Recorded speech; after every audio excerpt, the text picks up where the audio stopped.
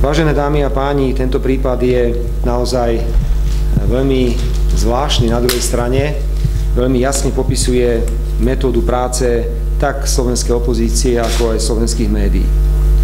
Hrubo ste obvinili Ministerstvo životného prostredia, hrubo ste obvinili vládu Slovenskej republiky, že v októbri alebo novembri v roku 2008 Ministerstvo životného prostredia predalo emisné kvóty lacnejšie ako niekto iný. A pokiaľ by sa takéto informácie potvrdili, ale relevantné informácie, tak ako som už uviedol, bol nastavený rámec prípadného zrušenia zmluvy bez sankcií pre Slovenskú republiku.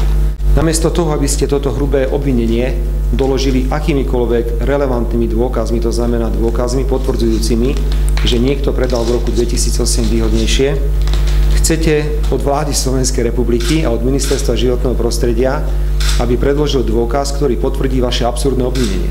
Chcem veľmi razantne protestovať proti tejto práci, opozícii a slovenských médií.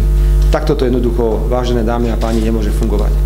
Vy nás nemôžete oplúvať krížom krážom a my potom si máme sami utierať tie sliny. Jednoducho nie je možné vznášať proti vláde mimoriadne závažné obvinenia, vymyslené, ničím nepodložené, a potom, keď chceme od vás, aby ste to doložili, tak sa obraciate na nás a žiadate od nás, aby sme my takéto dôkazy priniesli sami proti sebe.